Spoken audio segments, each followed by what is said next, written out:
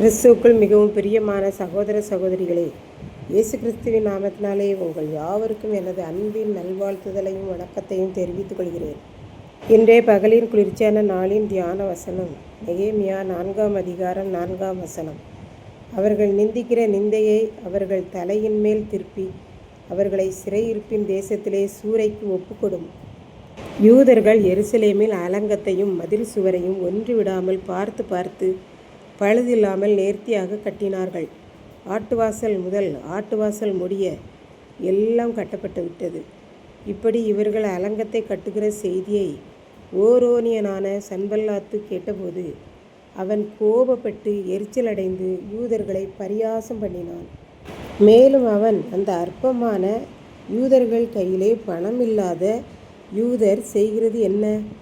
அவர்கள் கட்டுகிறதற்கும் ஆலயத்திலே தொழுது கொள்ளுகிறதற்கும் இடம் கொடுக்கப்படுமோ? அங்கே அவர்கள் பலியிட்டு விடுவார்களோ? பார்ப்போம்.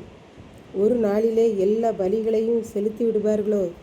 சுட்டரித்து போடப்பட்டு மண்மேடுகளாய் கிடந்த கற்களுக்கு அவர்கள் உயிர் கொடுத்து விடுவார்களோ என்று தன் சகோதரருக்கும் சமாரியா சேனைக்கு முன்பாக அவன் கூறினான். பிற்பாடு அம்மோனியனாகிய தொபியா அவன் பக்கத்திலே நின்று, அவர்கள் கட்டட்டும், கட்டினால் என்ன நடக்கும் தெரியுமா? ஒரு நரி அந்த அலங்கத்தின் மேல் ஏறி போனாலே அவர்கள் மதில் சுவர் இடிந்து விழுந்துவிடும். உடனே நெகேமியா, எங்கள் தேவனே, நாங்கள் அவமதிக்கப்படுகிறதை கேட்டு அவர்கள் நிந்திக்கிற நிந்தையை அவர்கள் தலையின் மேல் திரும்ப பண்ணும், அவர்களை சூறைக்கு ஒப்புக்கொடும் என்று ஜெபம் பண்ணினான். இன்றைக்கும் இந்த உலகத்தில் நாம் பார்க்கின்றோம், பொறாமையினாலே ஒருவரை ஒருவர் நிந்திக்கிறார்கள் என்று பார்க்கின்றோம். ஆனாலும் காரணமில்லாமல் பொறாமையினாலே நாம் யாரையும் நிந்திக்கக்கூடாது என்று கற்றுக்கொள்கிறோம். நம்மை யாரும் நிந்தனை செய்தாலும் இயேசுவின் சொற்படி நிந்திக்கிறவர்களுக்காக இந்த நெகேமியா ஜெபித்தது போல நாமும் அவர்களுக்காக ஜெபிக்கத்தான் வேண்டும். யாரிடமும் சண்டை போடக்கூடாது என்று நாம் கற்றுக்கொள்கிறோம். இப்படித்தான் ஒரு ஊரில் அண்ணன் தம்பி இருவர் இருந்தனர். பெற்றோர் காலம் வரை எல்லாரும் ஒன்றாக இருந்தனர். பிற்பாடு இருவரும் தனித்தனியாக சென்று விட்டனர். தம்பி தகப்பனார் வீட்டிலேயே இருந்தான். அண்ணன் தனியே போய் கஷ்டப்பட்டு ஒரு வீட்டை கட்டி அதில் குடியிருந்தான். இதை பார்த்த தம்பிக்கு பொறுக்கவில்லை.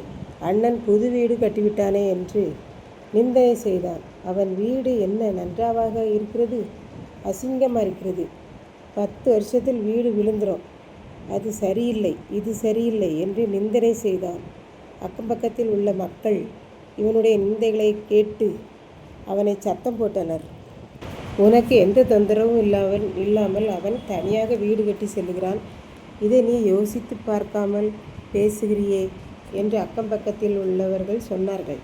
இதை கேட்ட அண்ணன், சரி, அவன் பேசினால் பேசட்டும், அறிவில்லாமல் பேசுகிறான், எல்லாம் ஆண்டவர் பார்த்து கொள்வார், இதை குறித்து நான் எதுவும் சொல்லப்போவதில்லை, அவன் நிந்தித்த நிந்தனையே அவனையே நியாயம் தீர்க்கும் என்று கூறிவிட்டு அவன் சென்று விட்டான்.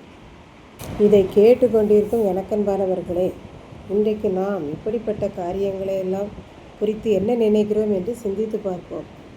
நமக்கடுத்தவர்களில் யார் ஆசீர்வாதமாக இருந்தாலும் அவர்களை நாம் பொறாமையோடு நிந்திக்கக்கூடாது. அவர்களை பார்த்து சந்தோஷப்பட வேண்டும். ஒருவரை ஒருவர் நிந்திக்கக்கூடாது, மாறாக பாராட்ட வேண்டும். என்னையும் ஆசீர்வதியும் ஆண்டவரே என்று நாம் கேட்போம். நாம் மற்றவர்களை குறித்து பொறாமைப்படுவது, நிந்திப்பது ஆண்டவருக்கு பிரியமில்லாத காரியம்.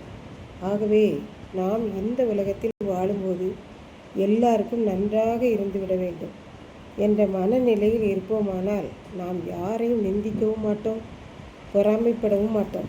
அவ்வாறு நாம் நல்ல மனதுடன் மற்றவர்களுக்காக ஜெபிப்போம், வாழுவோம். கர்த்தர் தாமே இந்த வார்த்தைகளை ஆசீர்வதிப்பாராக. ஆமென்.